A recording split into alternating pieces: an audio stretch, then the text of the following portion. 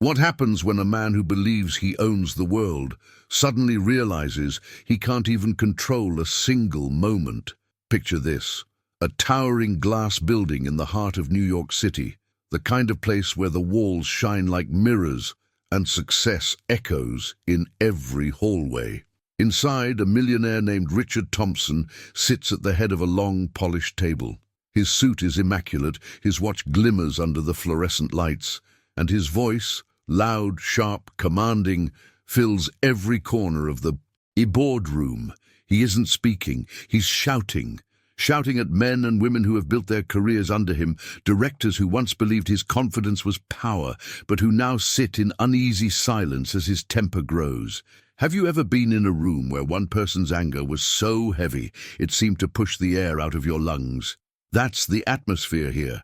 Richard believes his authority is unquestionable, that his wealth protects him from criticism, that fear is the same thing as respect. And yet as he pounds his fist against the table, as his words cut like knives through the people who work for him, something else begins to stir, something no one, not even Richard, expected. Because the truth is, power can make you blind. It convinces you that the louder you speak, the more people will listen. But what Richard is about to learn is that sometimes the strongest voice in the room doesn't come from the man with the corner office or the one wearing the most expensive suit. Sometimes it comes from the most unexpected place of all. Stay with me until the end, because what you're about to discover now may surprise you. The boardroom is silent, except for Richard's voice. One director tries to offer an opinion, but he's shut down immediately. Another clears her throat, then lowers her eyes, afraid to speak. It's as if everyone in that room has surrendered their voices to one man's rage. And Richard, sitting tall, lips curled with arrogance, feeds on that silence. To him, it's proof of his control, proof that he has won. But control is fragile, isn't it? Like glass. It looks strong, unbreakable, until the smallest crack appears, and that crack is coming. Outside the closed door, life goes on as usual. Secretaries shuffle papers, assistants carry coffee, and no one knows that inside this room a storm is brewing. Richard's ego has reached its peak. He points at his directors one by one, belittling them, mocking their hesitation, reminding them of their dependence on him. His words echo like a gavel in a courtroom, final and merciless. Yet even as he speaks, his empire is about to be shaken in a way he cannot imagine, because in just a moment, that door will open. And when it does, the dynamic of the entire meeting will shift. Not because another executive walks in, not because a government official arrives, but because a child, a 10-year-old boy with a calm gaze and steady voice, will step into the room, and with his presence alone, he will challenge everything. Richard believes about wealth, about respect, and about what it truly means to hold power. Can you imagine the scene? A millionaire who thinks he controls the future, suddenly silenced by the innocence of a child. A board of directors, frozen in fear, now leaning forward to hear words they never expected. And Richard himself, red-faced, breathless, clutching at the remains of his authority, forced to face a truth no amount of money can protect him from. What happens when arrogance meets innocence? When power collides with purity? That's the story unfolding before us, and it's only just beginning. In the next moments, you'll see how a single interruption, one child's unexpected courage, will transform a room of fear into a place of revelation. And you'll understand why sometimes the smallest voice can change everything. And maybe as you picture this scene, a powerful man shouting in a room full of silence, you've felt something similar in your own life. Perhaps not in a boardroom, but maybe in school, at work, or even at home. That moment when someone's voice tried to drown out everyone else, when arrogance seemed to hold all the space. Have you ever been through this? Moments like these stay with us because deep down, we know that authority without respect is fragile, and fear never builds anything that lasts.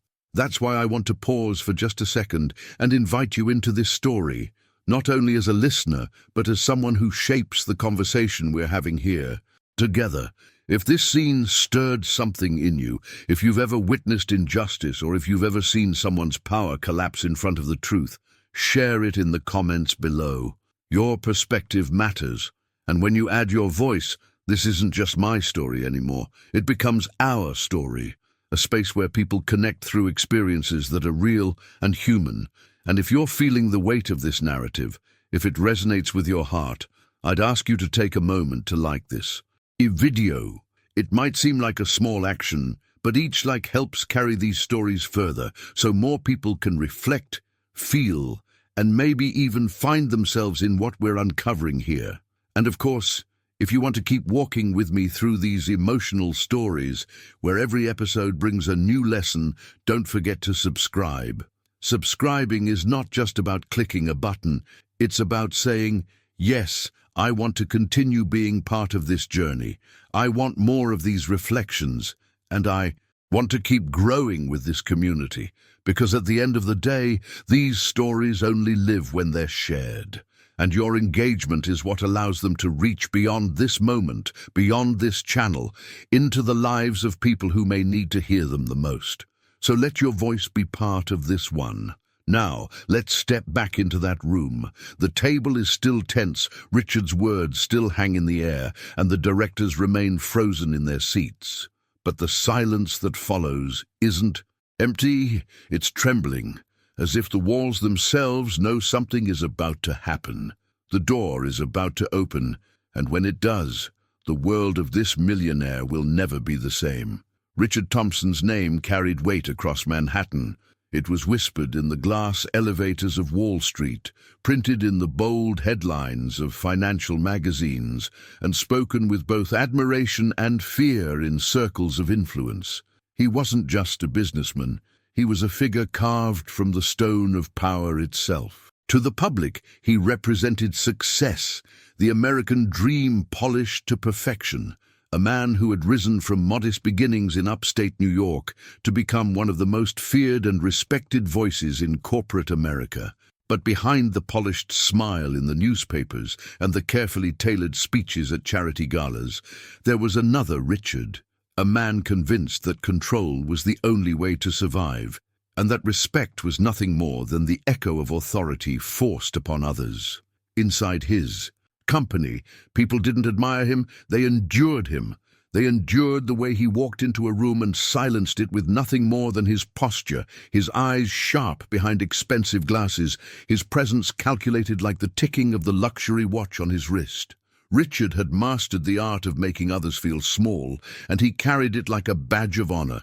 He often reminded his employees that success was not about kindness or compassion, but about decisiveness, power, and the ability to stand above the rest.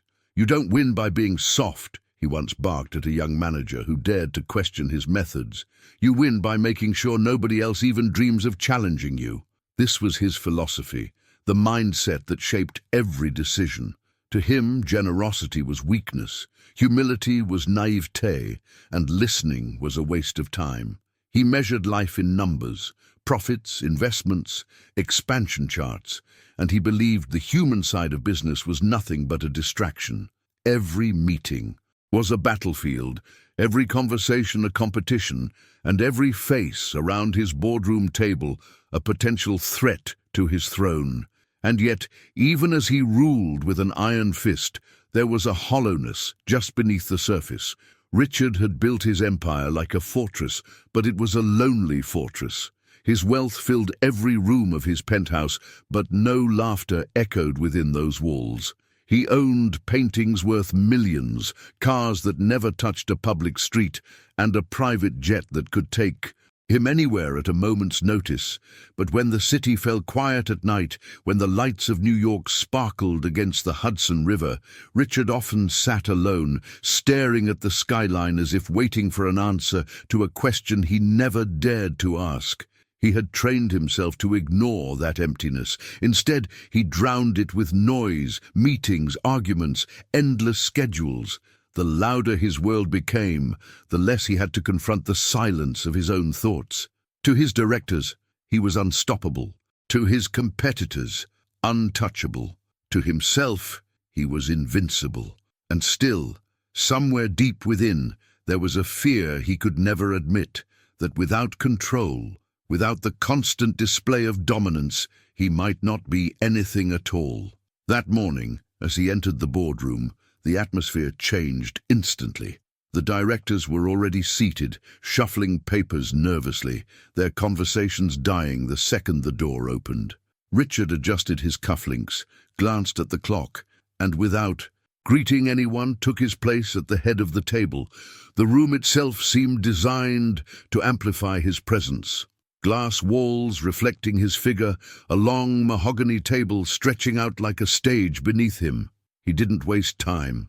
"We're falling behind," he declared, his voice cutting through the air like a blade. "Our competitors are eating us alive, and half of you are too busy protecting your own positions to realize it." A director on his left opened his mouth to speak, but Richard raised a hand, silencing him before a single word escaped. The gesture was sharp, dismissive, and it carried the weight of years of conditioning. These men and women had learned long ago that Richard's meetings were not conversations.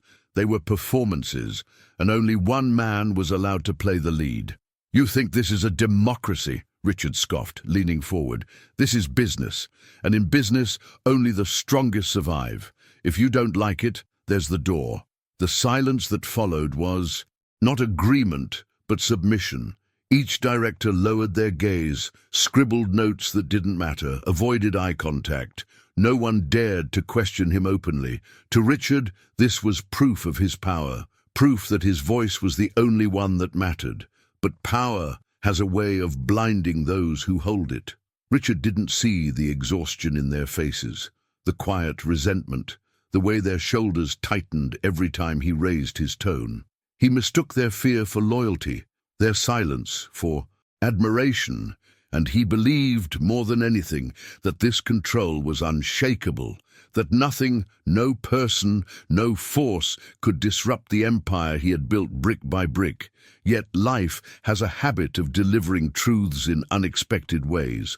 Sometimes it's not the rivals you prepare to fight or the storms you anticipate in the markets, but something smaller, quieter, that carries the greatest impact. Sometimes transformation doesn't arrive with a grand announcement, but with the sound of a door opening at the wrong moment. That was the paradox Richard lived without realizing it.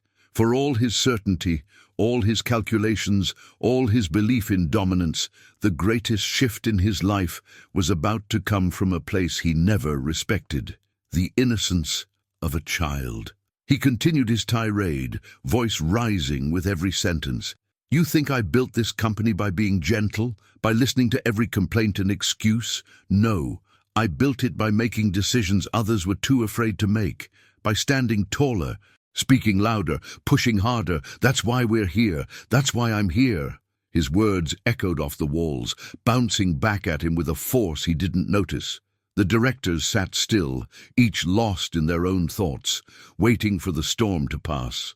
For them, this was routine, a behind-the-scenes ritual of humiliation they had grown accustomed to. For Richard, it was another victory, another demonstration of why his authority remained untouched. But the truth is, victories like these were illusions. They left scars on the people around him, scars that would one day speak louder than his voice. Richard couldn't see it, but his empire was not built solely on strength. It was built on fragile obedience, a structure that could crumble with the right push. And as the clock ticked, as the weight of his words pressed against the silence, that push was closer than anyone in the room realized. A hidden truth was about to step into the light, a revelation carried not by another powerful executive or a rival company, but by the most unlikely figure imaginable. The directors shifted in their seats, some glancing at the door without knowing why. Perhaps it was instinct, a subtle awareness that change was near. Richard, caught up in the sound of his own voice, noticed nothing. His authority felt eternal, his control absolute. But in reality, his journey was about to bend in a way no chart or forecast could predict.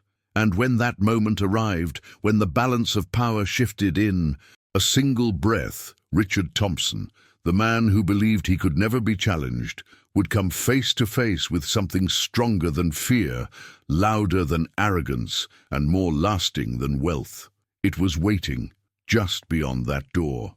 The boardroom was a world of glass and tension, a place where sunlight streamed through the tall windows only to be swallowed by the heavy atmosphere inside.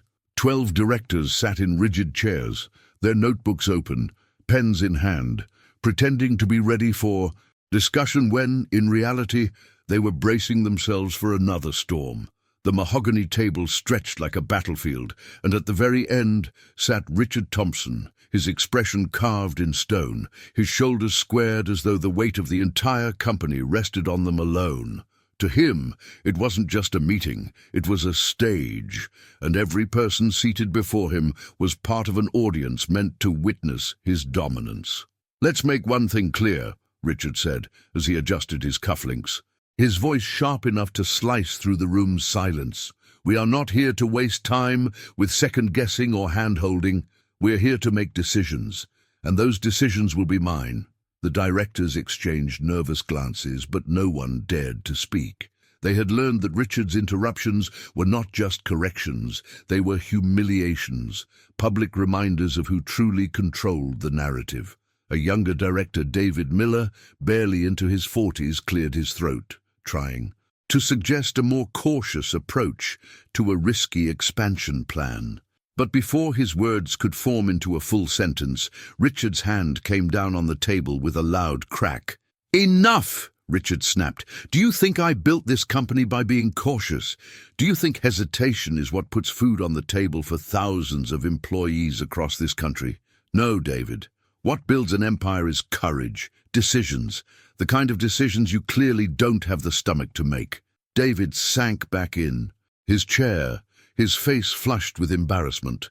A ripple of unease traveled down the table, but no one followed his lead. To challenge Richard in front of everyone was like walking into a storm without shelter. You would be struck down before you could even finish your thought.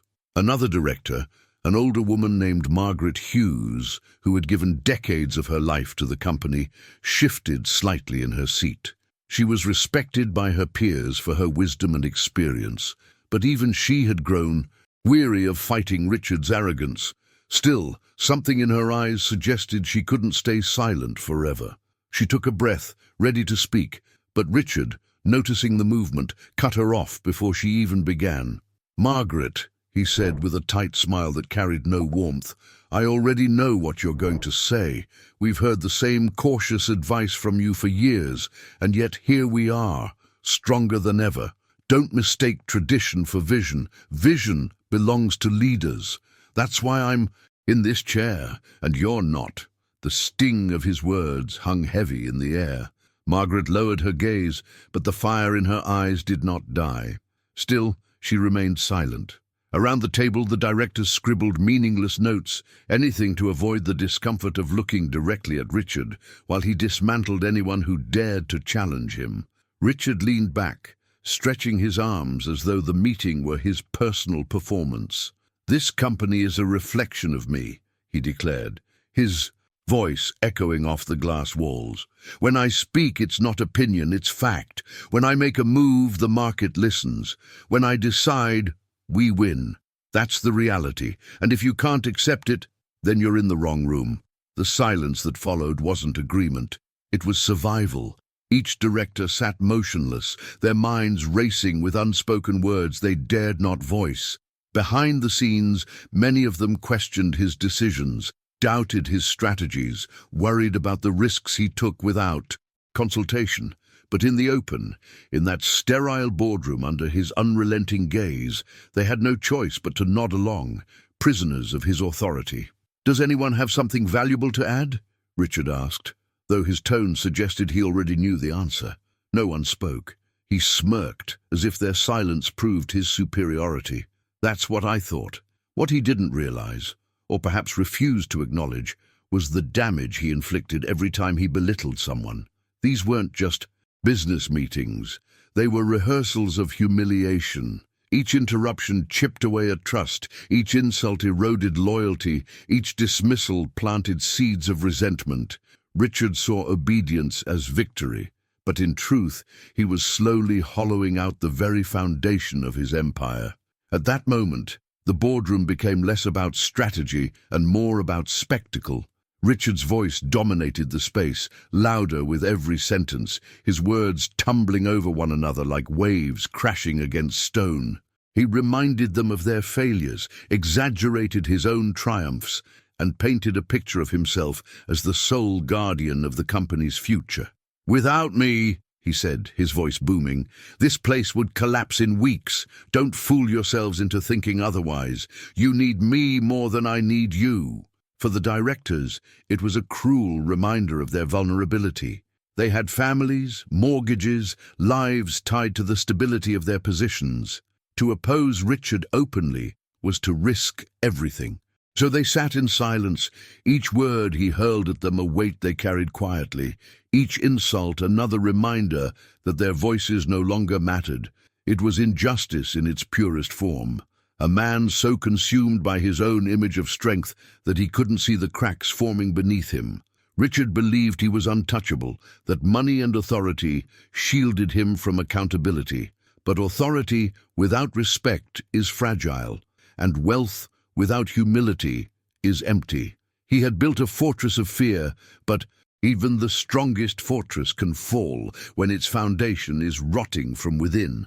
The clock on the wall ticked louder than usual, each second dragging the room further into suffocating silence. The directors shifted uncomfortably, waiting for the storm to pass.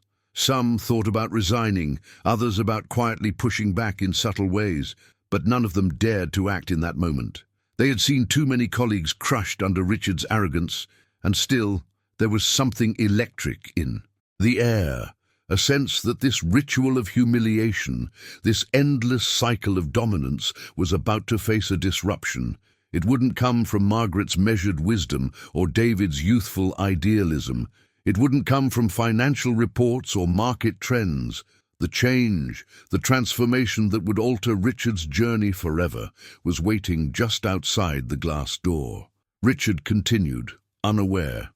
"This is the difference between leaders and followers," he said, his tone dripping with condescension. "Leaders decide, followers complain. Which one are you?" No one answered.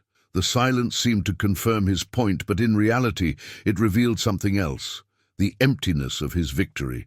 A leader who rules by fear may silence others, but silence is not loyalty, it is survival, and survival has its limits. The air grew heavier, almost unbearable, until even Richard felt the weight of his own words pressing against the walls. He smirked again, mistaking the tension for respect.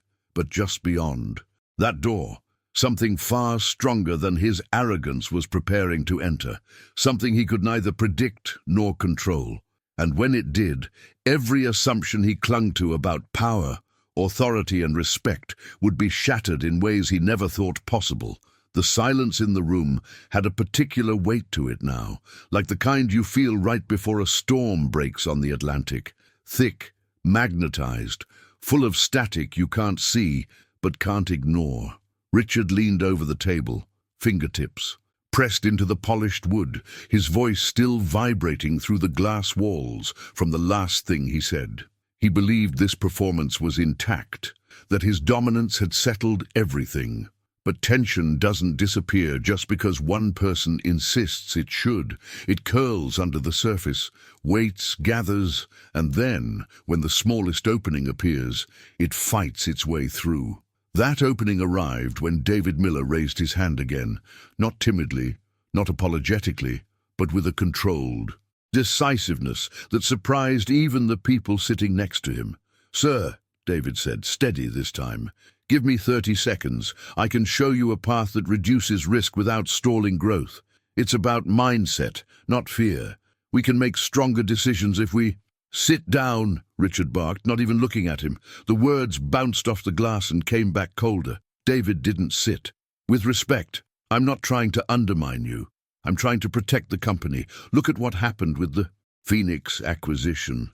We ignored the hidden truth in the due diligence." "Enough," Richard said, slamming his palm onto the table so hard the conference water trembled in its carafes. "You don't tell me what we ignored." I chose that acquisition because leaders make bold calls and leaders own the impact, which I did. This is not a classroom discussion. This is the real world. You want safety nets? Go to a seminar. A few chairs creaked as bodies tensed. The chill in the room turned literal. The vents hummed, and the conditioner's whisper felt like winter in August. Margaret looked down at her notes, not reading them so much as steadying herself with the small ritual of flipping a page. Around the table, eyes met and broke apart quickly, a behind-the-scenes choreography of fear. No one wanted to be the next target. "Sir?" David tried again, voice lower but stronger, as if he had decided that this moment mattered more than his embarrassment, more than his job title. "This isn't about comfort. It's about the long-term journey we claim to be on. Our people are burning out. We're hemorrhaging talent in key divisions. If we want our strategy to have real impact, we need a transformation in how we listen inside this room. Give me the 30 seconds. Richard turned his head slowly, like a judge bored by closing arguments he had already dismissed. "You will speak when I ask you to. Do you understand me?" "I understand the consequences," David said. "But somebody has to say it." The room held its breath. A clock ticked louder than it should have. Even the city noise below, horns, sirens, that New York rhythm, felt muffled, as if the glass had chosen sides. This was the breaking point, not the shouting itself. They had survived plenty of those. The breaking point is the split second when fear loses its monopoly and courage risks stepping into the light. It's what you see in courtrooms right before verdicts, in families right before truth, in companies right before people. Decide whether they are in or out. "You think you're brave, David?" Richard said, voice now silk-sheathed steel. "You think pushing back is courage? Courage is walking alone at the front. Courage is taking a bet when everyone else wants a meeting. Courage is putting your name on the decision and paying for it. I don't need your 30 seconds. I need you to learn your place." "I'm not questioning your title," David replied, and there was no anger in it, which made it land differently. "I'm questioning a habit that keeps costing us good people and clear thinking. We're blind to new information because every conversation ends the same way. You win, we lose, the company pretends that makes sense." A small gasp came from the far end of the table. Someone knocked a pen to the floor and didn't dare lean down to pick it up. The air pressure felt wrong, like the room had climbed to a higher altitude without anyone moving. "David," Margaret said quietly, not to stop him but to anchor him, as if saying his name might keep him from getting erased. Richard straightened to his full height, the room's fluorescent lights catching the edges of his suit like a blade. "Last warning," he said. "Sit down." "I won't," David answered. "Not this time." The words sat between them like a lit match. Everyone waited for the flame to jump. Richard's jaw tensed. He wasn't shouting now. The danger was in the calm of a man who believed punishment was part of order, that silence was a resource to be mined. "You want a lesson in consequences?" Richard said, voice low, almost conversational. "You just volunteered. Security can escort you out, and HR can process a separation before your coffee cools. Is that the impact you came here to make?" "I came to make sure we don't keep repeating the same mistakes," David said. "I came because the people under us deserve better than a stage play where the ending is already written." Someone coughed. Another cleared his throat and stopped. Halfway, thinking better of it. The atmosphere thickened into something you could almost touch. You could feel the crossroads in real time. One path led to a familiar outcome: humiliation, removal, the company's bloodstream absorbing it like a bruise. The other path led somewhere uncertain, where hierarchy wasn't the only language and truth came from more than one microphone. Transformation doesn't look holy when it arrives. It looks inconvenient. It interrupts. Richard tilted his head, studied David with a detached curiosity usually reserved for quarterly charts. "There is a reason I'm in this chair," he said, "and it is not because I bend to the loudest objector. You're not saving anyone, you're auditioning." "I'm telling you what you can't hear," David replied. "We're at risk because we guard your ego more than we guard our future. That's not leadership. That's a liability." The word hung there. Liability. And an invisible line crossed the table. Richard smiled, but it didn't reach. His eyes. "Get out!" "Richard," Margaret said, her voice acquiring a firmness she rarely used with him. "Stop!" His eyes flicked to her, annoyed at the interruption. "Excuse me? We've lost 3 division heads in 6 months, she said, clearly now.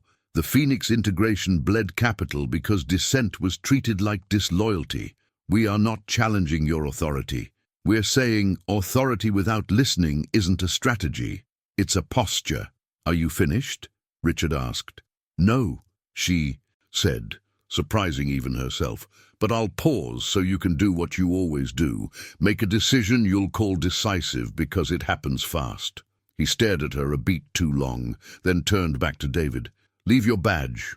David's throat moved as he swallowed, but he didn't look away. "I'll gather my things," he said slowly, "and I'll hope, honestly, that one day you hear what was said in this room." "I'll hear the only thing that matters," Richard replied. "We move forward, with or without you." A chair leg squeaked as David pushed back from the table.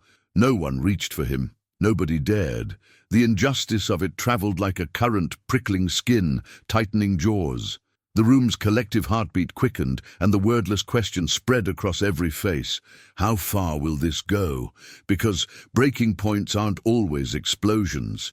Sometimes they're clean cuts, the kind that separate what was tolerated from what cannot be anymore. David took a breath, looked at the team, briefly, kindly, like a teacher saying goodbye to a class he still believed in. "For what it's worth," he said, voice quiet but unshaking. "I never wanted a fight. I wanted a conversation." Richard shot back. "Conversations are for people who need permission to act. Leaders act." Margaret leaned forward, and for the first time her tone carried heat. "Leaders also learn." The air shifted again. If sound had color, you could have seen the room turn colder. Richard scanned the faces around the table and found what he expected. Dropped gazes, controlled breathing, fear. Fear reassured him. It was the weather system he knew how to fly. He straightened a stack of papers he didn't need, a small ritual to remind the room who arranged reality here. "Let's get back to the agenda," he said, voice smoothed, as if nothing consequential had just happened. Item 4. We accelerate the rollout. West Coast by Q4, national by Q2 next year. Supply chain will handle the bleeding. Marketing will handle the noise. Finance will sign off. A hand rose at the far end. Caleb, the CFO, a measured man who rarely spoke without numbers. "We can manage the timeline if we renegotiate terms with the Chandler Group," he said carefully. "But without it, we'll strain liquidity. I'd advise a phased approach." "We just had a demonstration about advice," Richard cut in. "Thank you, Caleb. Execute the plan as stated." Caleb's mouth closed. He nodded, wrote something he wouldn't use, and folded into the quiet. Around him, tiny gestures replicated, pens clicking, pages turning, people pretending the script made sense. Behind the scenes, hearts kicked, thoughts sprinted, loyalties frayed. The room's temperature felt 3 degrees lower. Richard's monologue resumed, crisp as a broadcast. He painted outcomes that sounded inevitable, invoked momentum like a talisman, and dressed every risk in the costume of certainty. If you listened purely to his words, you might believe the path was straight and the destination guaranteed. But the texture of the room told a different story, one of frayed patience, of accumulating doubt, of a culture stretched past its tolerance. When the human fabric of an organization thins, the smallest tear can expand with shocking speed. That's not drama, it's physics. He moved down the agenda, indifferent to the wreckage still smoking from the exchange. Injustice had become normalized here. Someone was punished for speaking, and the machine kept moving. Yet something had also shifted. You could sense it in the way Margaret didn't lower her eyes again, in the way Caleb's jaw set, in the way 2 junior directors exchanged a glance that wasn't just fear anymore. It was recognition.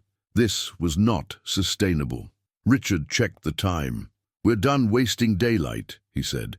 "If you have brilliance, bring it to execution. If you have doubts, keep them. The market doesn't pay for your feelings." He reached for the remote that controlled the wall screen, ready to advance to a slide deck that had been pre-approved to support his conclusions.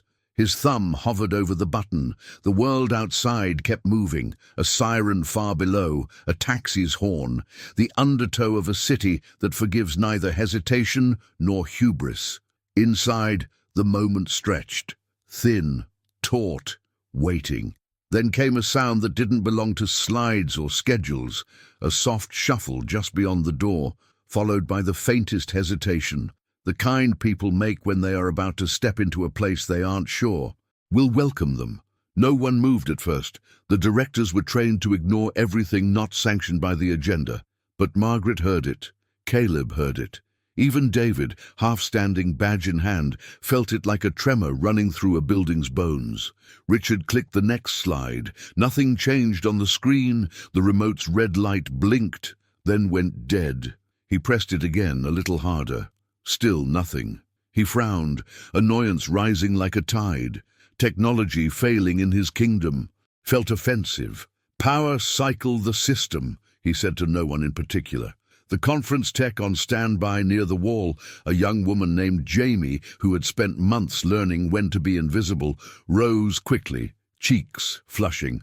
"I'm on it," she murmured, moving to the cabinet. As she did, the soft shuffle came again, closer now, followed by the gentle squeak of the handle. The door didn't fly open. It didn't slam. It began to turn slowly, as if the moment itself understood that some thresholds have to be crossed with care. The director's attention drifted, like iron filings, toward a magnet they hadn't expected. Richard's eyes snapped to the door, irritation primed to launch. "We're in a meeting," he said, voice tight. "Whoever that is, this is not the time." But time, when change is ready, doesn't ask permission. The handle completed its arc, and the door eased inward an inch, then two, then just enough to let in a sliver of the hallway's brighter light. Nobody breathed for a second. On the far glass wall, the city's reflection shifted, as if the skyline itself leaned closer to see. The temperature in the room seemed to drop again, not from the vents, but from anticipation lodged under the skin. David didn't sit. Margaret didn't blink. Caleb stopped writing. Jamie's hand hovered over a power switch she suddenly forgot how to use. Richard stood with the remote in his palm and the agenda in his head, ready to reassert a world he believed immune to interruptions. The moment, unclaimed, alive with the quiet force that precedes real revelations, the kind that rearrange not just plans, but people.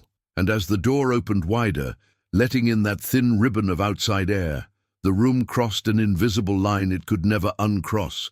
The door eased open as if the building itself had exhaled, and a thin bar of hallway light cut across the carpet like a chalk line on a field where the rules were about to change. At first, no one saw him. They only registered a small silhouette against the brightness, a shape too slight to belong in a room designed to amplify power. Then the angle widened, and the figure stepped forward, sneakers first, scuffed white with a navy stripe, followed by a pair of straight jeans and a simple grey hoodie with the hood down. A boy, 10 maybe, freckled nose, hair still a little mussed from wind. He glanced once over his shoulder, as if checking that he was allowed to do this, then closed the door with careful hands that tried to make no sound. The click felt louder than it should have. Every chair in the room shifted by a fraction, collective attention snapping away from charts and titles toward this small presence who carried no badge, no briefcase, none of the armor that adults wear to convince themselves they belong. The shock wasn't theatrical, it was human. This was a space coded against vulnerability, and a child had just walked into its center. Margaret's pen froze mid-stroke. Caleb's jaw unclenched without meaning. David, halfway to the door with his badge in his palm, forgot what his legs had been planning to do. Even Jamie, the quiet tech by the cabinet, held herself still so that the moment wouldn't be scared away. Richard frowned first, because that was his reflex to anything unplanned.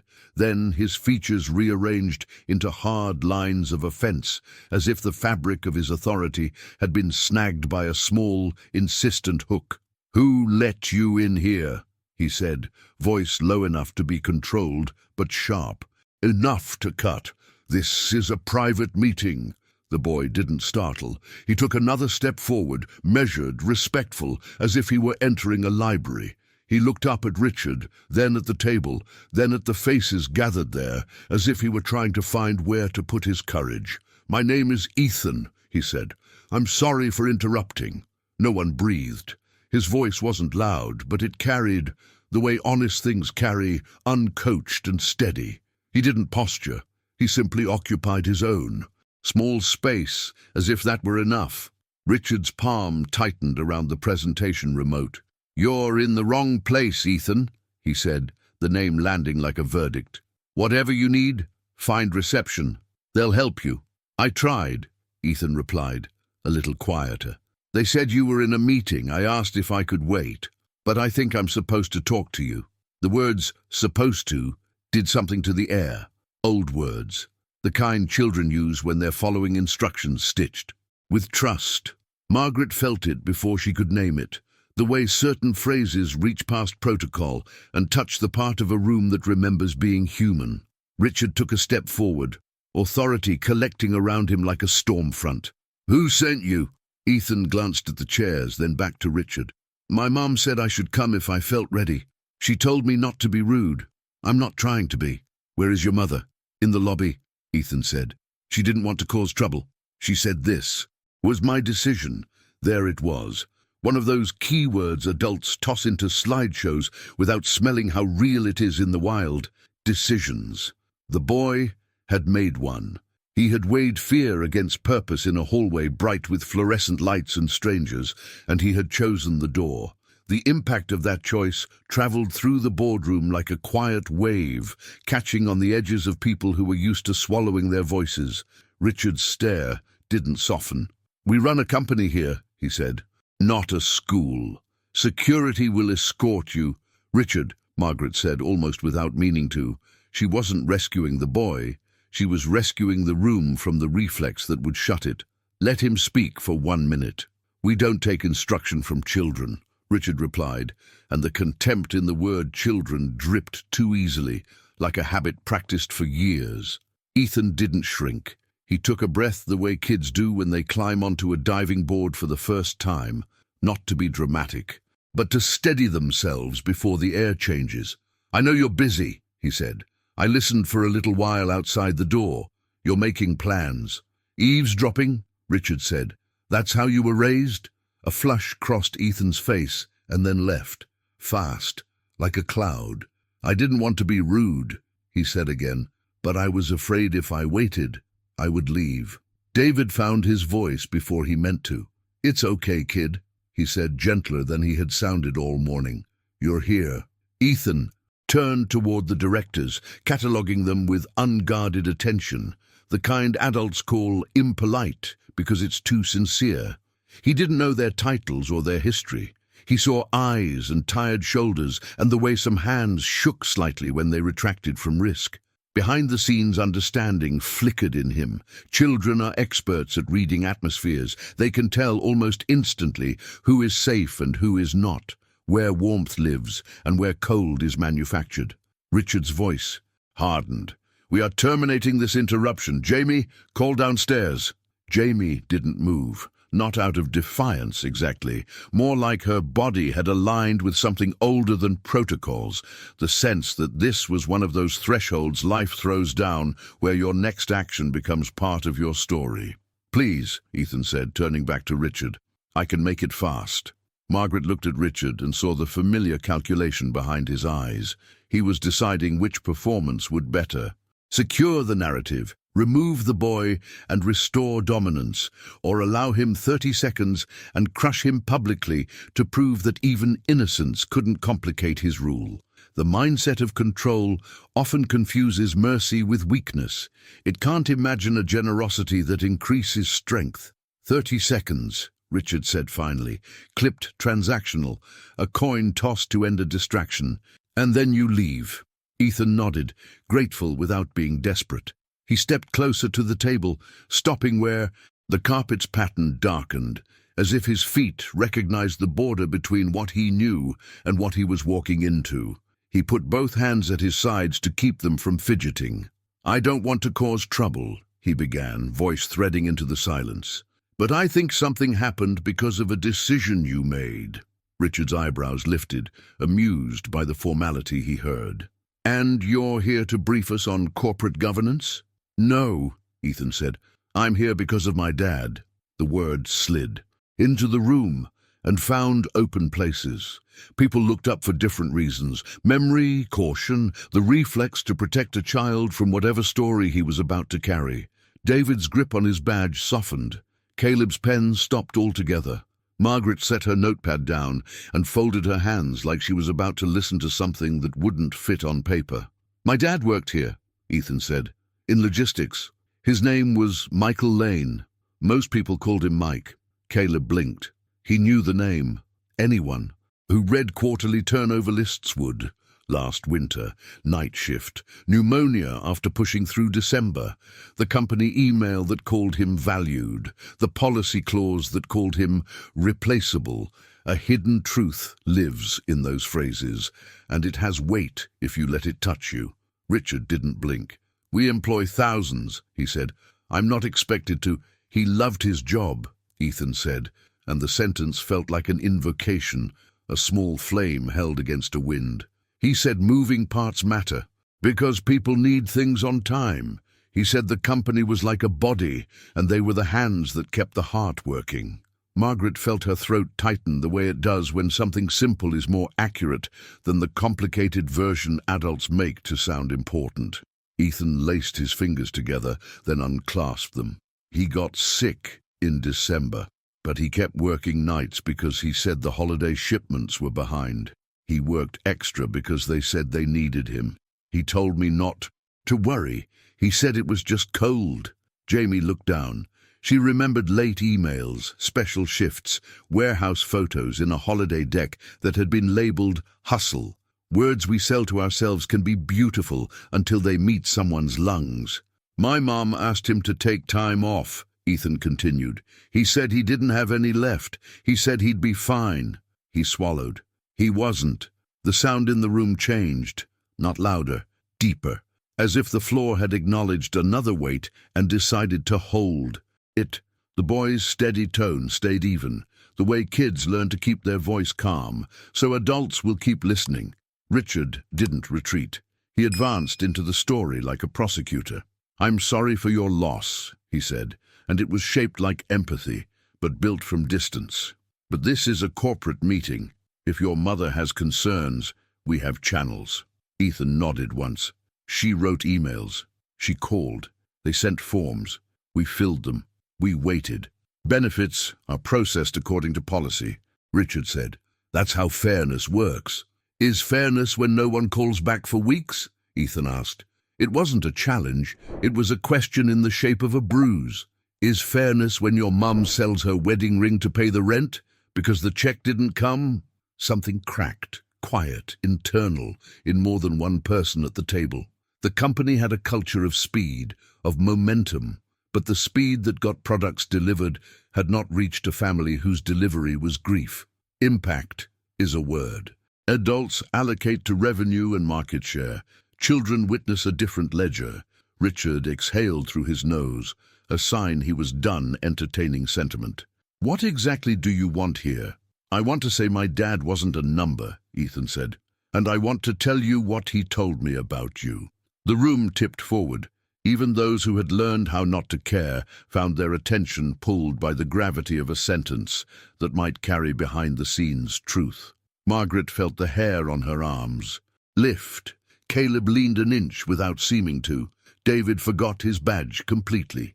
Ethan met Richard's eyes without aggression, only with a clear steadiness that adults sometimes mistake for defiance because they have forgotten how honesty looks when it is unafraid to stand alone.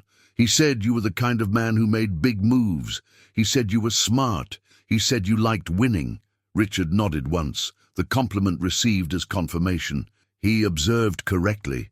He also said, Ethan continued, that he hoped one day you would remember who carried the weight of the moves you make. The sentence fell into the space between profit and people like a stone that doesn't splash, but sinks straight, finding the bottom with purpose. No one moved. Through the glass, the city kept its rhythm, indifferent and instructive at once. My mum says mindset matters, Ethan added, a child bringing a home truth across a boundary where those words often get resized to fit a slide. She says power isn't how loud you talk, it's what you do when someone small asks you to listen. Richard's jaw set. The room could feel his anger, searching for a place to land. He wasn't accustomed to being asked to consider, only to command. He could dismiss this, call security, restore order, conclude with a speech about process. He could also let it continue and risk a narrative he hadn't authored. Decisions draw maps in real time. I gave you your 30 seconds, he said. You've had far more. This is over? Ethan didn't argue. He took a breath and nodded. Okay, he said softly. Then I want to give you something before I go. He slipped a folded envelope from the front pocket of his hoodie and held it with both hands, not toward any director, not toward a safe intermediary, but toward the man at the head of the table.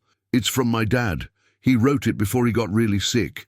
He said if he didn't get the chance, I should bring it here. The envelope wasn't heavy. It had a coffee stain on one corner and a blue line on the flap, where someone had pressed too hard with a pen. The ordinariness of it made it feel more powerful than any embossed document the company produced. Richard didn't reach for it. Power rarely meets vulnerability halfway without practice. The space between Ethan's small offering and Richard's refusal became another kind of table, one where both were now seated whether they wanted to be or not. Margaret stood, slow and respectful, and bridged the distance herself. Taking the envelope with both hands, the way you handle fragile things that carry more than paper. She didn't open it. She placed it on the polished wood, squarely in front of Richard's untouched glass of water. You should read it, she said, not as an order, but as a quiet instruction that understood time. Richard kept his gaze fixed on the boy. What did he write? I didn't read it, Ethan answered. It's for you. A silence followed that didn't need to be filled. The letter sat there, small, against the expanse of the table, a point around which the room's energy reorganized. Behind the glass, a gull angled against the wind between buildings, a quick white flicker in the grid of windows. Inside, everything felt briefly suspended, agenda items, timelines, postures, as if the building had leaned closer again to hear what people would decide to become. Richard tapped the envelope once, with the edge of the remote, a gesture that tried to translate a human weight into an object he could control. Nobody spoke. Even the HVAC sounded far away. He lifted the flap with his thumb and paused, as if catching himself in the act of crossing a line he'd sworn never to cross. The line between the armor of role and the skin of responsibility. Then he slid the letter out, the paper softened by handling, the ink darker where it had lingered. He didn't read aloud. His eyes moved left to right, slowed, stopped, returned to the beginning, moved again. The room watched without staring, a collective discipline born from 1,000 corporate rituals being repurposed for something that actually mattered. Ethan stood still, not as a statue, but as a witness. David held onto the back of his chair like a climber who had found a ledge. Caleb's fingers, finally, let go of the pen. Jamie's shoulders lowered by a fraction, as if an invisible backpack had been set down. Richard reached a line that made his expression change, not dramatically, but unmistakably, a small heat rising that he tried to disguise as annoyance. He turned the page, the single sheet had been folded twice, and read the last part slower than the first. When he finished, He didn't fold it back. He kept it open on the table, hand resting on the bottom edge to keep it from curling. "What did it say?" someone asked softly, the sort of question that in other rooms would be improper, but here felt like breathing. Richard didn't answer immediately, because answers commit you. He looked up at Ethan instead. The boy's eyes weren't pleading, they were present. "He said," Richard began, voice not yet changed but not quite the same, "that building a company is like building a bridge you may never walk across, and that the people who carry the beams deserve to know where the bridge is going." No one moved. Truth, when it shows up plainly, rearranges a space. It doesn't knock things over. It changes their weight. Ethan nodded once, as if recognizing a sentence he had heard his father test aloud at the kitchen table while the house slept. "He wanted you to know he was proud to help," he said, "and he wanted you to check if the bridge was safe for the people underneath it." Richard let the letter rest. He wasn't ready to concede anything, and he wouldn't. Ego is a practiced athlete, but a hairline fracture had appeared in the story he told himself about what leadership meant. The room felt it. Not victory, not defeat. A crack, yes, and with it the possibility that light could find a way in. Ethan took a small step back, as if that was his part for now. He didn't cry. He didn't demand. He had delivered something and trusted the room to decide what to do with it. That kind of trust is a risk adults rarely take in public. Richard drew breath to restore the old order, to thank the boy, to direct security, to fold the letter, to push the moment back into the category labeled interruption. But when he opened his mouth, the words didn't arrive with their usual ease. He found himself looking past Ethan. For the first time, at Margaret's unblinking steadiness, at David's quiet insistence, at Caleb's set jaw, at Jamie's gentleness in the corner, and realized the atmosphere had shifted while he was reading. Dominance can silence people. It cannot unhear them once something true has spoken. The envelope lay on the table like a modest artifact from a different kind of power. The glass walls reflected a room in which hierarchy still existed, but the meaning of it was not as fixed as it had been. 15 minutes earlier, decisions were still Richard's to make, but the story would no longer let itself be told by one voice without consequence. The journey of the day had turned, not loudly, precisely. Ethan lifted his eyes, not to press, just to meet the moment he had come for.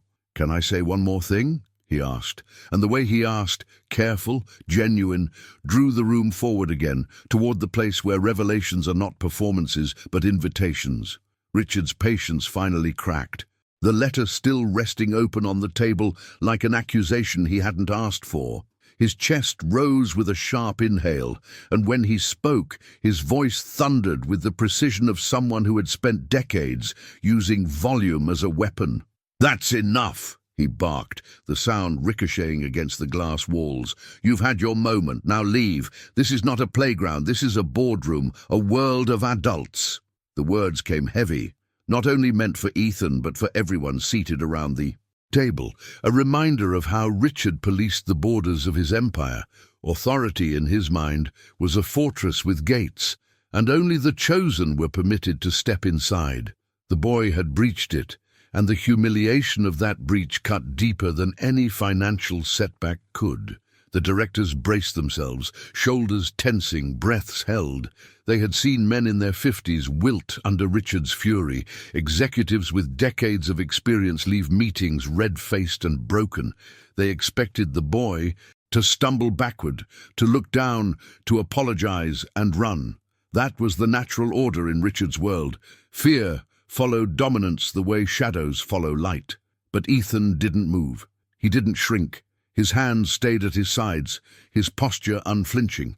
His face was pale, but his eyes, calm, blue with flecks of green that caught the light, didn't waver.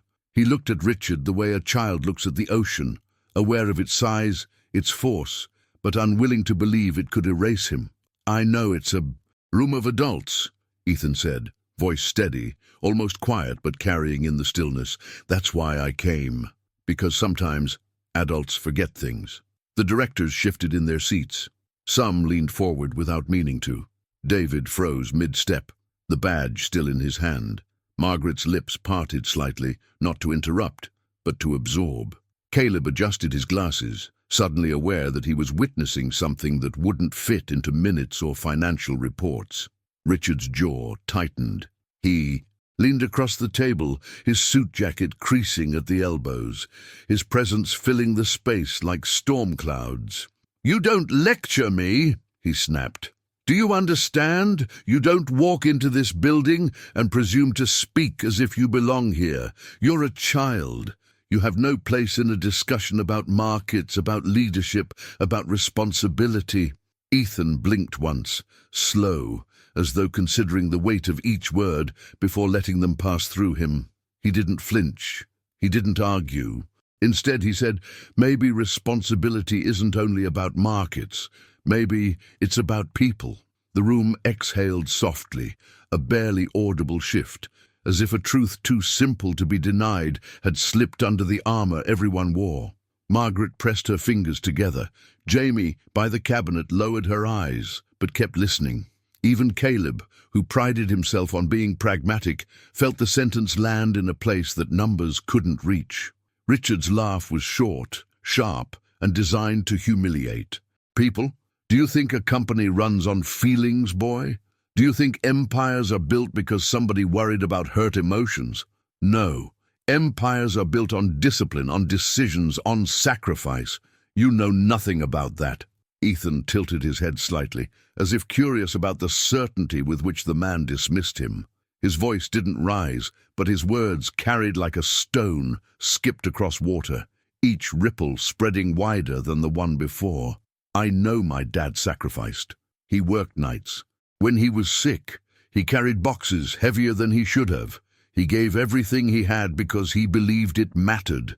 Isn't that discipline?" The directors shifted again, their silence not agreement this time, but resonance.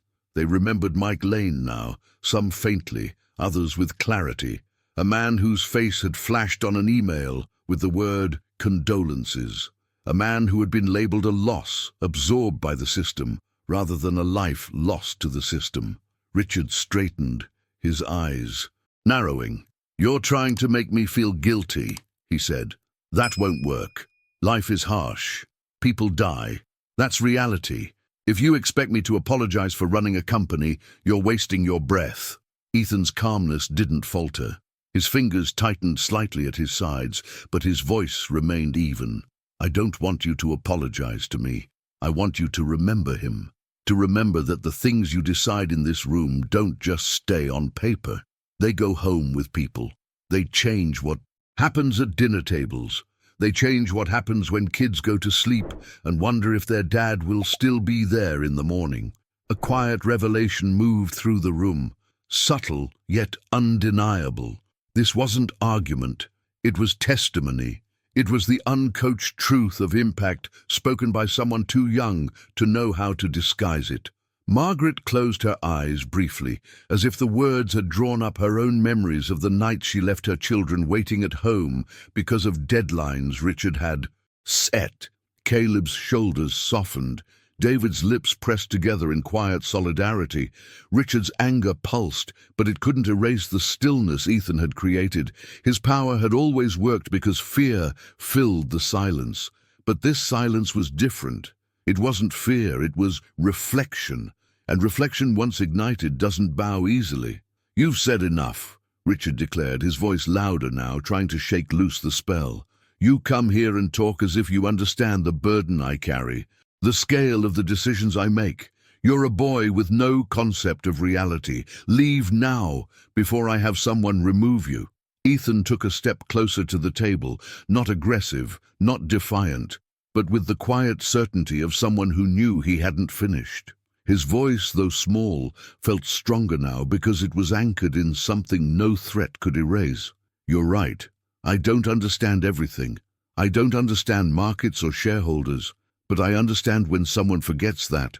Other people's lives are part of their choices, and I don't think that's just reality. I think that's responsibility." The words hovered in the room like a bridge between worlds, between power and humility, arrogance and innocence.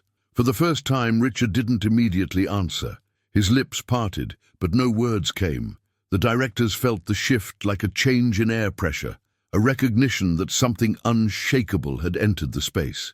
Margaret's voice came quietly, breaking the silence, but not breaking the moment. "He's right, Richard. You can't keep pretending the consequences don't exist."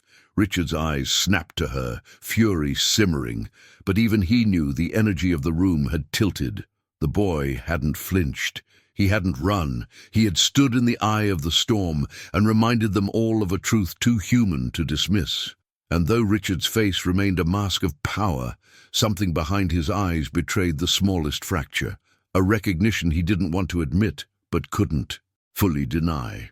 The boardroom, once cold and suffocating, now felt like it had windows open to a different kind of air. The directors leaned in unconsciously, pulled toward a shift they didn't yet understand. Even Richard, gripping the edge of the table, seemed caught in the quiet aftermath of words that had rearranged more than just the agenda. Ethan stood still, his calm gaze locked on the man who had tried to crush him with authority. And in that fragile silence, the contrast became undeniable. One voice built on fear, the other on truth. One fueled by control, the other by memory. One clinging to the illusion of untouchability, the other revealing the hidden truth that power, without humanity, was nothing more than noise. The room didn't move. The boy didn't waver. And Richard, for the first time, felt what it was to be challenged by something he couldn't command. A force not of wealth, not of position, but of innocence that refused to yield. And in that stillness, everyone sensed that this was only the beginning of a confrontation that would unravel more than Richard's authority. It would begin a journey none of them had anticipated. The silence in the boardroom thickened until it felt almost physical, as though every breath carried weight. Richard's fury hovered just beneath the surface, but it had nowhere to land, not when the boy stood so calmly, refusing to retreat. Authority depended on submission, and Ethan's stillness, his refusal to bow or run, turned Richard's thunder into something hollow. The room, once ruled by fear, had become a stage for something else entirely, and no one could look away. Ethan drew in a careful breath, the kind children take when they're gathering every ounce of courage. His voice, though young, carried the kind of clarity that didn't need volume. "I know who you are, Richard Thompson," he said. "Not just the man in the magazines, not just the boss in this room. I know the parts of you no one here will say out loud." The words struck like a ripple through water, soft at first, then spreading wider.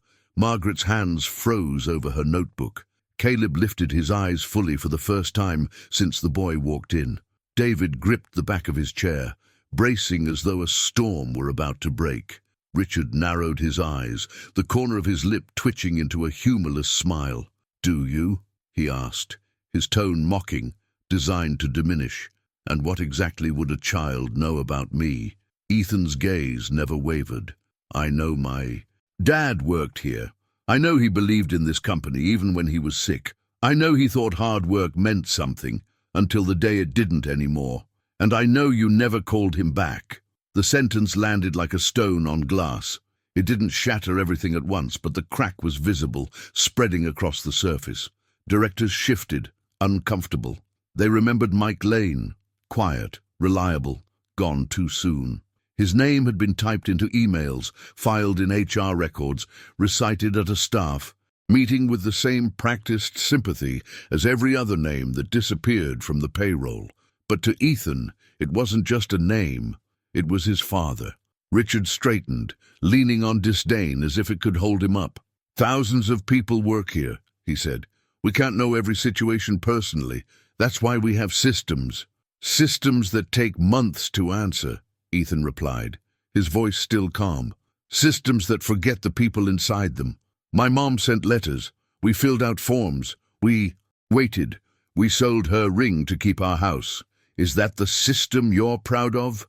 No one expected the child to press further, but the room understood now that innocence could wield truth like a blade, sharper than any executive's polished words. Caleb exhaled slowly. Margaret's eyes glistened, and Jamie clutched the back of a chair as if grounding herself. Richard smirked, trying to drown the unease. "You've rehearsed this, haven't you?" Your mother sent you in here to embarrass me." "No," Ethan said quickly. "She told me not to come. She was afraid. I decided myself. I thought if I looked you in the eyes, you'd have to hear me." The bravery in that statement cracked something unspoken. Around the table, grown adults who had swallowed their voices for years felt the weight of what it meant for a child to do what they would not. It was more than courage. It was transformation. "You don't belong here," Richard hissed, his voice shaking now, less from control and more from the disruption of it. Ethan took another small step forward. "Neither did my dad," he said. "Not to you. He was just another name, another worker, easy to replace. But to me, he was everything. And when you ignored him, when the company let him push through sickness until he couldn't anymore, you didn't just lose an employee, you lost a father. My father." The room felt smaller suddenly, as though the glass walls had drawn closer, trapping everyone inside a truth they had been avoiding. Margaret pressed her lips together, her voice breaking through for the first time. "Richard, he's right."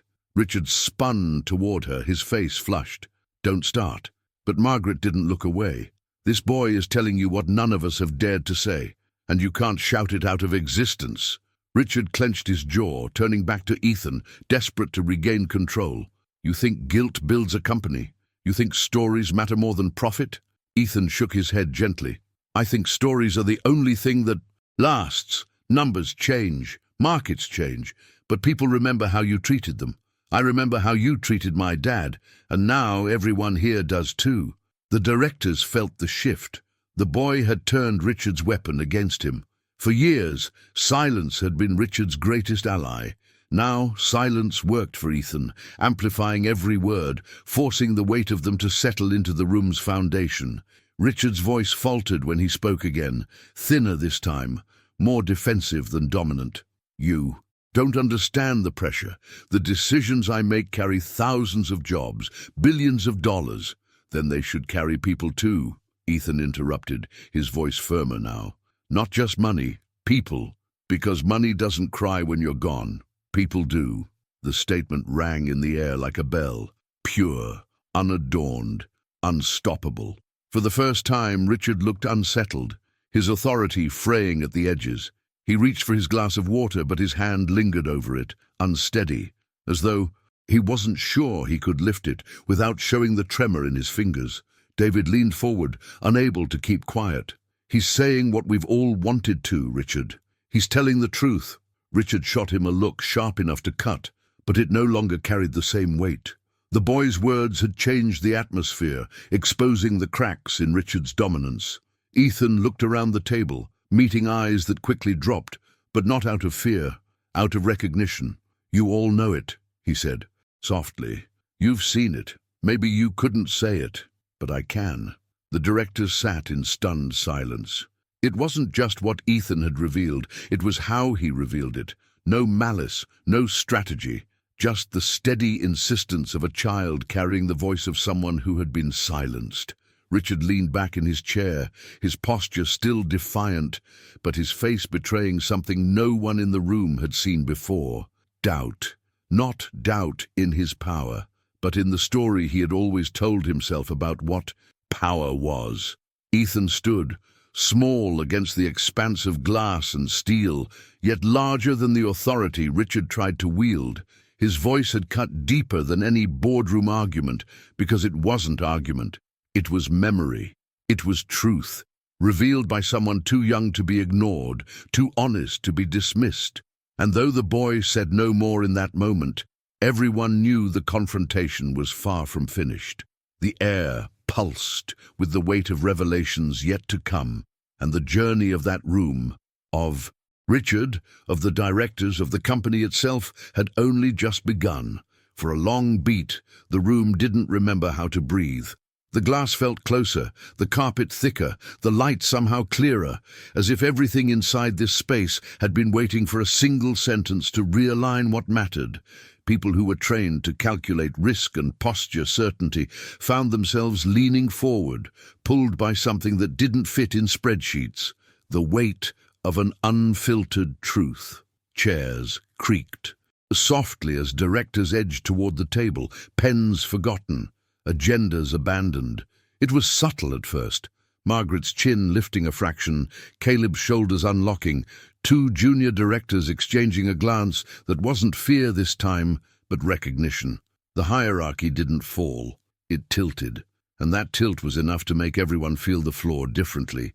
No one told them to speak. It just happened.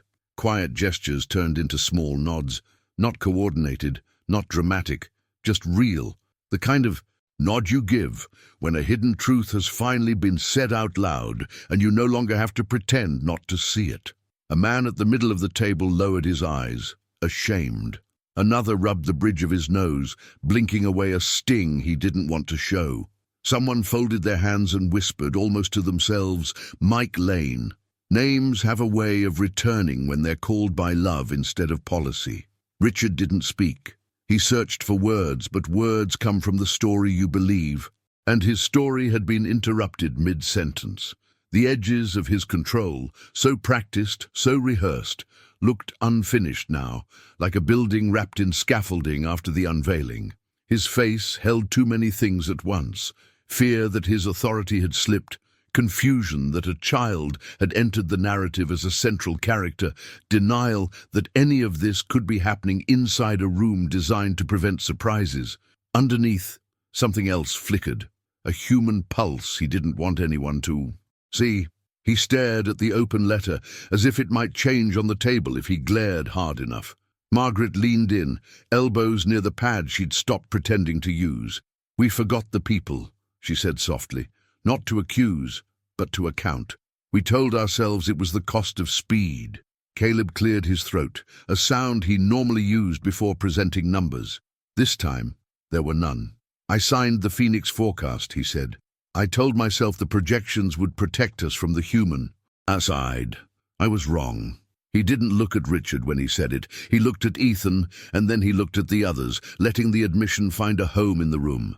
One of the junior directors, Devon, 32, meticulous, the kind of man who double-checks emails before he sleeps, spoke without permission. "I kept my head down," he said. "I thought that was how you survive here." His voice didn't wobble, but the shame in it was plain. "I told my wife it would get better if I just proved myself. It didn't." Richard's eyes snapped to him, a reflex honed over years of humiliating interruptions. The reflex came, but the room didn't follow. Authority had always depended on an audience willing to play along. Now the audience had changed its posture. It wasn't rebellion, it was alignment, with something older, steadier, harder to shake. Ethan didn't move. He held his space the way you hold a candle in wind. Steady, cupped by a willingness to be small but not to vanish. When he spoke again, his voice threaded the room without force. "He told me you were smart," he said to Richard. "He said he respected that. He just wanted you to look down sometimes, to remember who was underneath the bridge." The phrase came back like a tide. Underneath the bridge. People saw images without trying, loading docks at 3 a.m., scanners blinking, hands raw from cold, HR forms submitted at kitchen tables lit by a single lamp, kids finishing homework at the corner of a couch while a parent napped upright in a chair before the next shift. Not data points, lives. Jamie, still by the cabinet, felt heat rise behind her eyes and swallowed it down. She had built the slide decks that made growth look frictionless. She had spent nights smoothing language, polishing edges, removing the grit from sentences so the story would glide. "I thought good decks helped good work," she murmured, barely audible. "I didn't ask what got sanded off." Richard lifted his hand as if to summon the old order, then lowered it. Again, fingers tightening, the gesture incomplete. He looked at Margaret, then at Caleb, then at Devon, and found no easy purchase. The machine he controlled was still there. He could feel the levers, the switches. But people aren't switches. You can't toggle them back to silence once they've stepped into voice.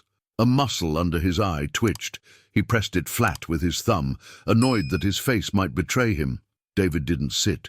He had forgotten the badge in his hand until it clacked softly against the chair and reminded him of what had almost happened. He set it on the table, not as a dare, but as a marker, I was ready to leave, he said evenly. I thought that was my only choice. Maybe it isn't.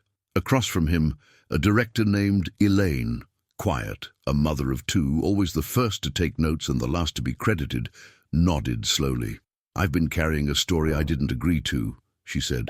One where success meant not saying what I saw. She glanced at Richard and didn't. Look away. I see it now.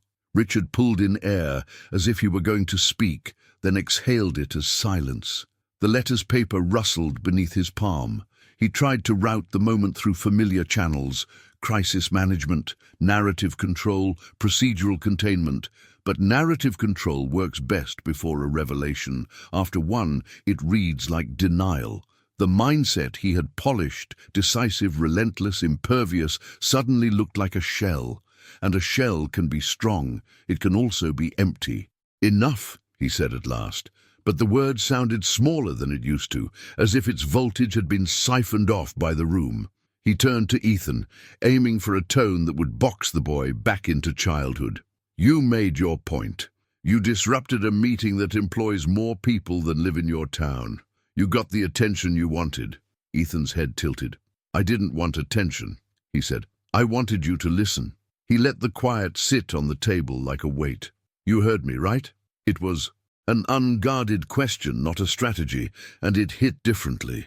The directors looked at Richard. Hearing and agreeing are not the same, but hearing is where transformation begins. He could refuse the premise and save face. He could acknowledge the premise and risk a story that was no longer only his. Decisions make maps. Richard's jaw set, then softened, then set again. He nodded once, barely, almost a flinch. He didn't say yes. He didn't say no. The room read it anyway, in a place where small signals had always governed survival. That almost nod landed like a signature. Caleb shifted forward, elbows on the table. He spoke with the care of a man who knows numbers can wound or heal, depending on how you use them. If we're honest, the pace we built glorified output and punished pause, he said. We called it excellence. But pause is where you see the people. We cut out the pause. Margaret looked at Ethan, then at Richard. We can rebuild, she said, not as a slogan, but as a proposition. Not the brand, the way we work. It will cost speed. It will buy back humanity. Humanity doesn't appear on the balance sheet, Richard said automatically, relief in the familiar line. It shows up in retention, Caleb replied gently.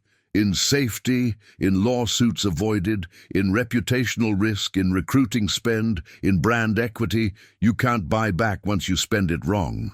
He paused. It shows up in whether people want to cross the bridge with us, Devon added, and in whether we can look our kids in the eye when we tell them what we do all day. He glanced toward Ethan, then away, suddenly shy about the sincerity of his own sentence. The power inside the room rearranged itself without a vote. No titles changed, no policies flipped, but the moral gravity, the unseen force that tells a group which way is downhill, shifted toward the boy. Not because he demanded it, because he carried a story that made everyone else's stories visible. That's the quiet physics of culture. You don't move people with pressure as effectively as you move them with meaning. Richard felt the shift like weather. He'd always believed he could fly through storms by climbing above the clouds, but this wasn't weather to climb over. It was climate to live within. He noticed his hand still pinned the letter, as if it might float away. He lifted it, and the paper lay there, unpinned, not moving. He placed his palm flat on the table instead, an instinct that surprised him, the need to feel the surface again, to be grounded by something that wasn't numbers or applause. Ethan's eyes softened when he saw it.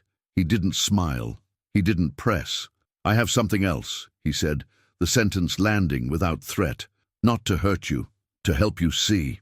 Richard bristled. Help was not a word he accepted easily, but the room didn't rush to shelter him, and that made the resistance feel performative even to himself. He gestured a fraction, not quite permission, not quite refusal.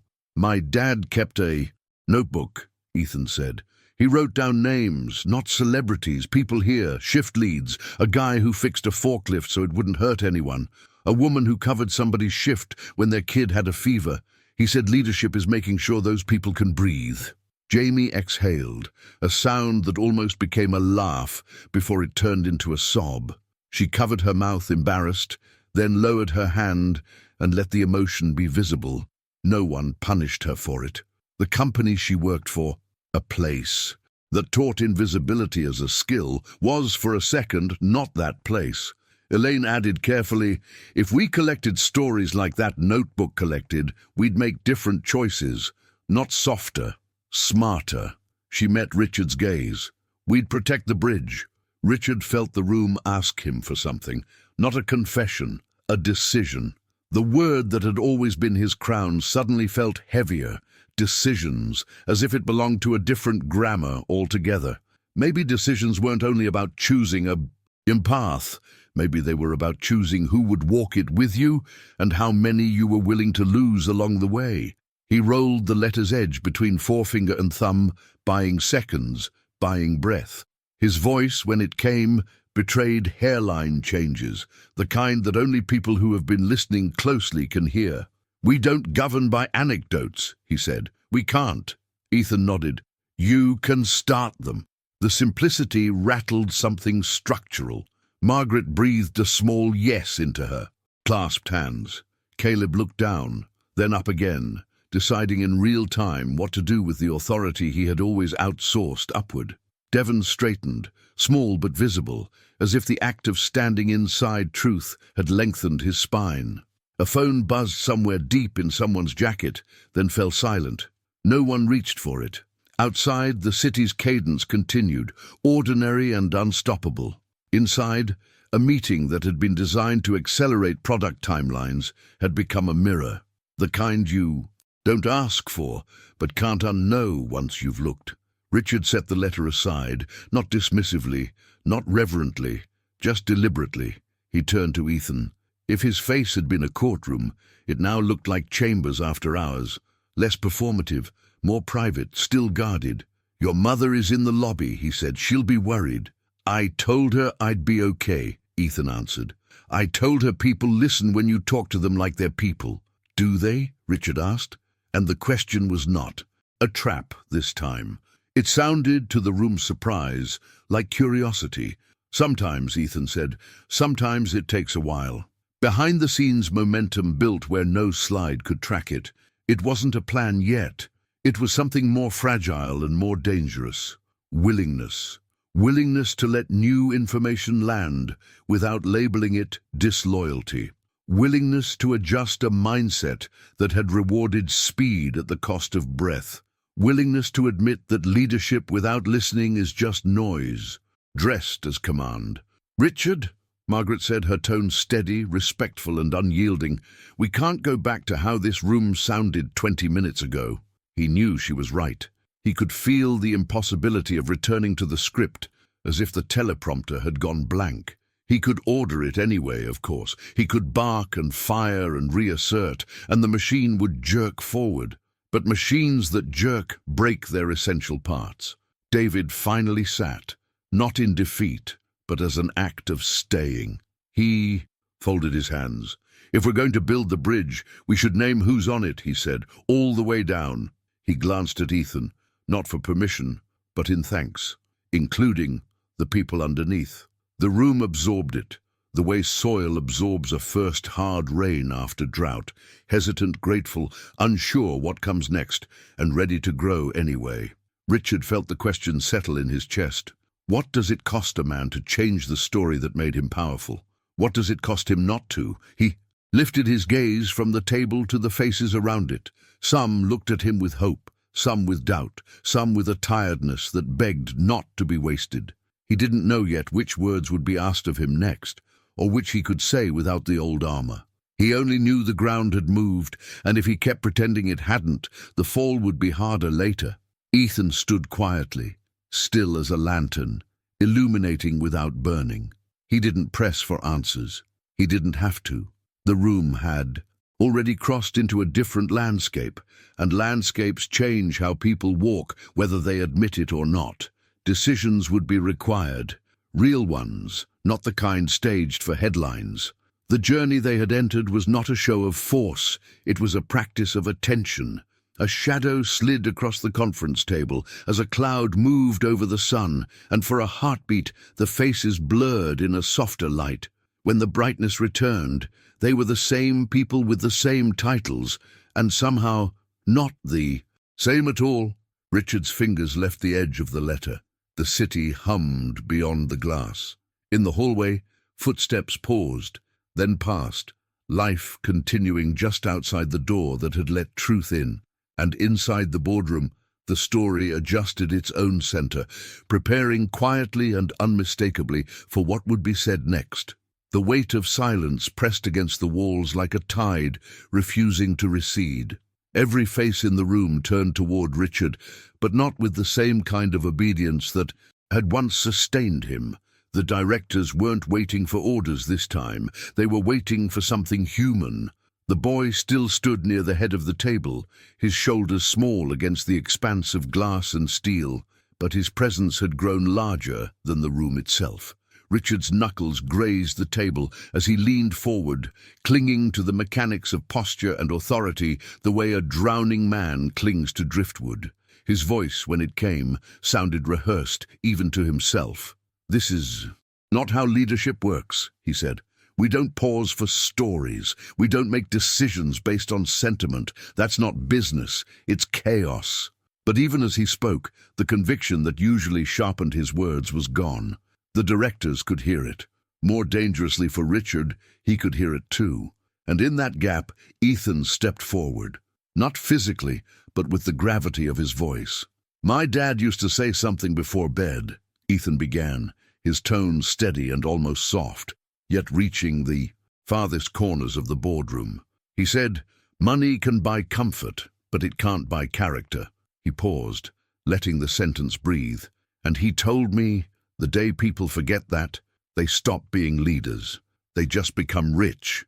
The room inhaled all at once, like a single body struck by the same impact. Margaret lowered her pen for good, her eyes steady and wet.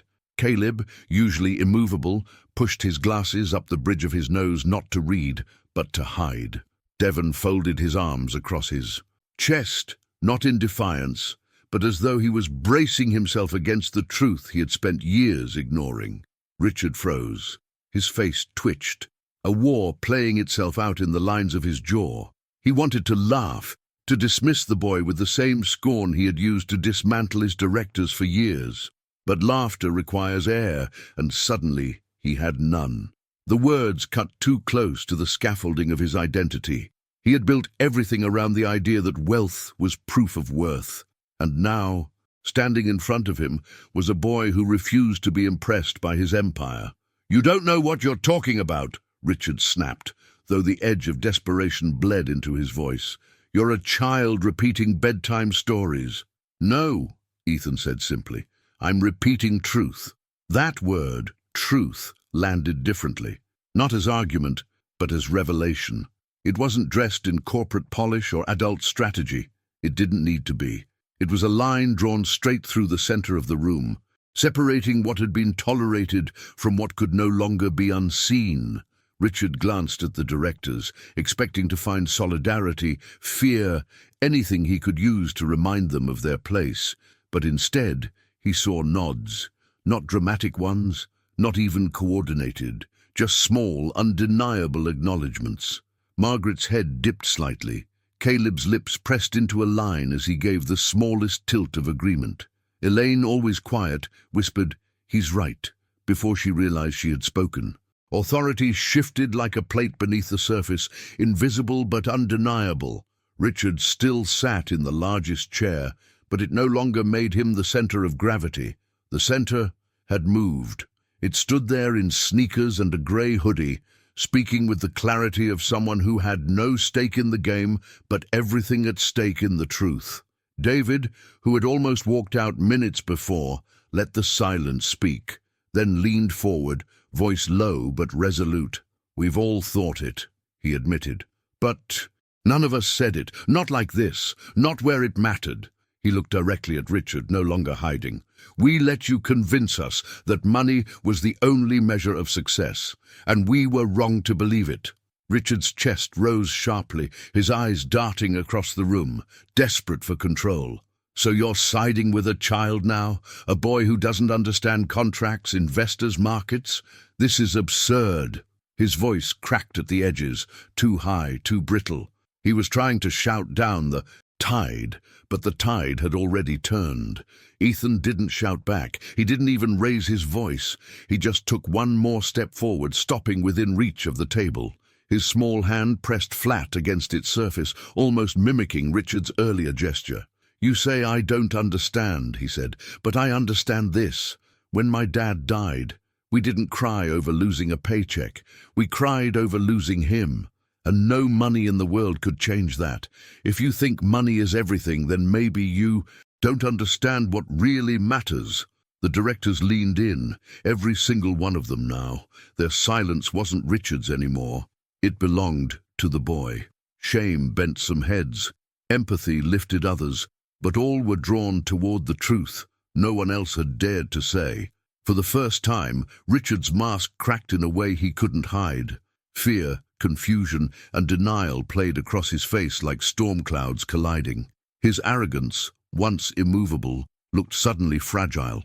He opened his mouth, then closed it, words abandoning him. The man who had silenced countless rooms couldn't silence a child. Margaret spoke into the vacuum, her voice carrying a conviction that steadied the room. "He's not just talking to you, Richard. He's talking to all of us. And we know he's right." Richard's eyes darted, desperate to anchor himself, but the anchors were gone. The boardroom, once his stage, now mirrored his isolation. The directors no longer looked at him for answers. They looked at Ethan for truth. Ethan, calm as ever, withdrew his hand from the table and let it hang at his side. He didn't need to push further. The shift had already happened. The story wasn't Richard's anymore. It belonged to everyone in the room who had just witnessed arrogance pierced by innocence, ego unraveled by humility, wealth dethroned by truth. The boy stood there, steady and small, but somehow unshakable. And for the first time in years, Richard Thompson realized he wasn't untouchable. He was human, and humanity, once revealed, doesn't return to silence. The directors knew it, Richard knew it, and Ethan had only just begun. In the stillness that followed, something irreversible settled into the walls of that boardroom. The man who once filled every corner with his voice now sat in a silence that belonged to someone else. Richard Thompson, who had spent his life measuring power in numbers, contracts, and conquests, found himself stripped of the one thing he had always taken for granted, the final, a word. Around him, directors who had lived in fear of his dominance no longer looked at him with the same caution.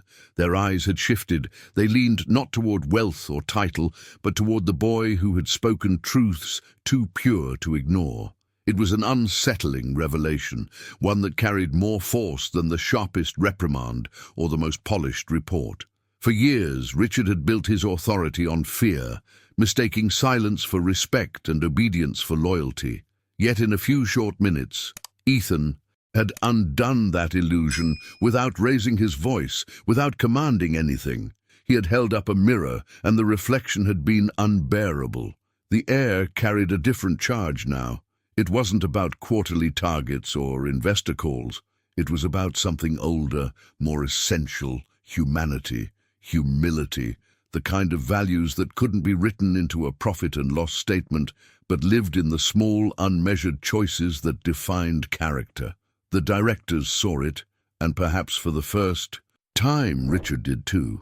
In that moment, the narrator's voice would thread through. A millionaire who believed money ruled everything was silenced, not by another executive, not by the law, but by the voice of a child. Sometimes the purest truth doesn't come from those in power, but from the innocence of those who have nothing to lose. Ethan stood where he was, not triumphant, not arrogant, simply present. His voice carried no agenda, no ambition. He hadn't come to win a battle. He had come to Remind them of something they had all once known, but forgotten, that behind every decision, behind every number and every contract, lived a person whose life could be changed forever by the stroke of a pen or the silence of a leader who looked away.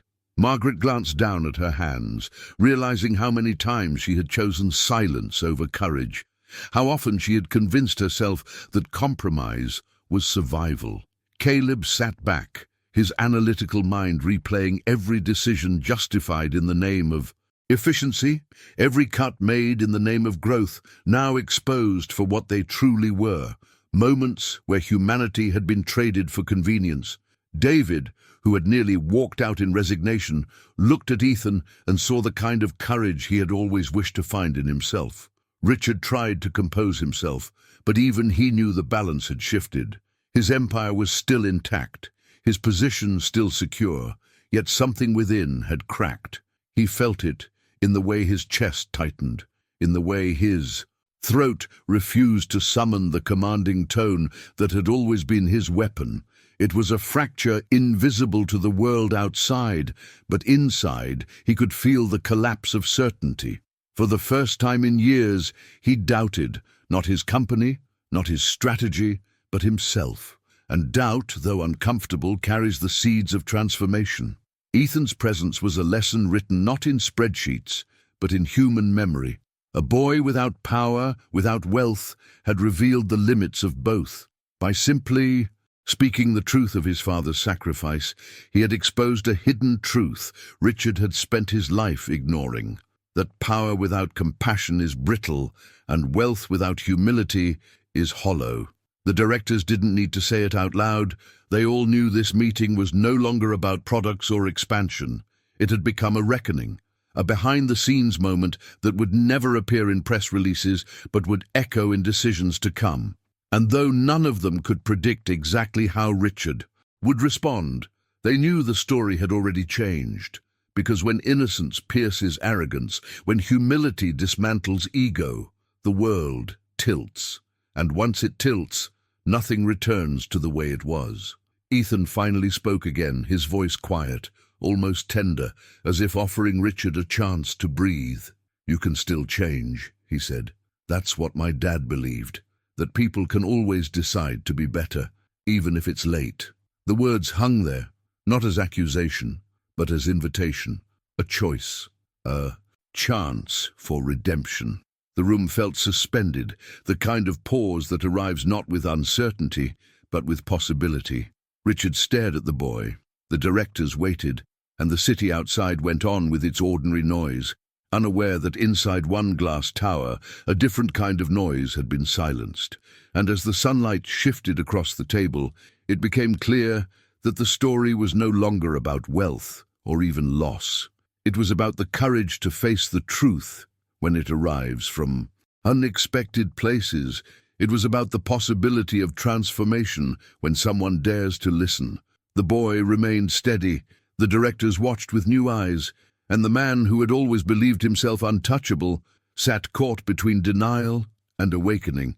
The meeting had become something else entirely. A turning point not just for a company, but for a man confronted, perhaps for the first time, with the cost of forgetting what it means to be human. The balance of power had changed forever, and, though the moment was fragile, it was undeniable.